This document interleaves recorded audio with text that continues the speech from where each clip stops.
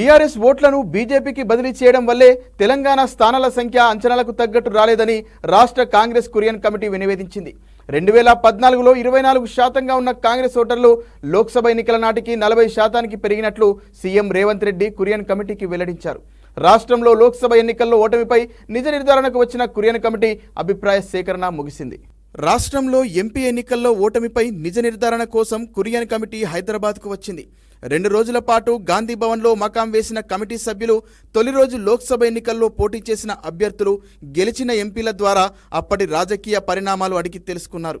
ప్రధానంగా టికెట్ల కేటాయింపులో జరిగిన ఆలస్యం, మార్పులు చేర్పులతో 1-2 సీట్లు కోల్పోవాల్సి వచ్చిందని నేతలు కురియన్ కమిటీ దృష్టికి తీసుకువెళ్లినట్లు తెలుస్తోంది. రాష్ట్ర వ్యవహారాల ఇన్ఛార్జి దీపాదాస్ మున్షి నాయకుల మధ్య సమన్వయం కుదిర్చి క్షేత్రస్థాయిలో సమస్యలను పరిష్కరించి ఉంటే మరో 2-3 స్థానాలు అధికంగా వచ్చేవని కొందరు అభిప్రాయపడినట్లు సమాచారం. మహబూబ్ నగర్ పార్లమెంటు స్థానంలో కొందరు ఎమ్మెల్యేలు సంపూర్ణ సహకారం అందించలేదని కురియన్ కమిటీ దృష్టికి తీసుకెళ్లినట్లు తెలుస్తోంది. నియోజకవర్గం మార్చడం వల్లే ఓటమి పాలైనట్లు మాల్కాజ్గిరి నుంచి పోటీ చేసిన సునీత మహేందర్ రెడ్డి వ్యాఖ్యానించారు. ఆదిలాబాద్, కరీంనగర్ స్థానాలపై కురియన్ కమిటీకి వ్యతిరేక అభిప్రాయాలు వచ్చినట్లు విశ్వసనీయ వర్గాల సమాచారం. 2వ రోజు జరిగిన కమిటీ భేటీలో 70 మందికి పైగా నాయకులు అభిప్రాయాలను తెలియజేసినట్లు పార్టీ వర్గాలు వెల్లడించాయి.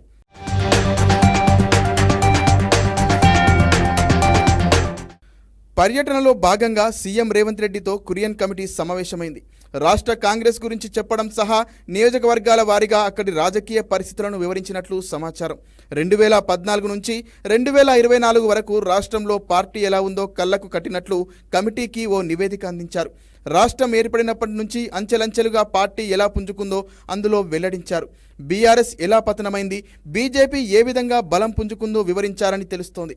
లోక్సభ ఎన్నికలను ప్రత్యేక రాష్ట్రం ఏర్పాటైనప్పటి నుంచి పార్టీల వారీగా ఓట్ల శాతం ఏ విధంగా మార్పులు చేర్పులు జరుగుతూ వచ్చిందో సీఎం రేవంత్ రెడ్డి గణాంకాలతో సహా కురియన్ కమిటీకి వివరించినట్లు తెలుస్తోంది. 2024 మే నెలలో జరిగిన లోక్సభ ఎన్నికల్లో కాంగ్రెస్ ఓట్ల శాతం 40.10% పెరిగిన 8 స్థానాలకే పరిమితమైనట్లు కమిటీకి సీఎం వెల్లడించారు. గత ఎన్నికల్లో 28.8% ఓట్లతో ఉన్న బీజేపీకి 35.08% ఎగబాకి 8 లోక్సభ స్థానాలను చేజిక్కించుకుందని తెలిపారు.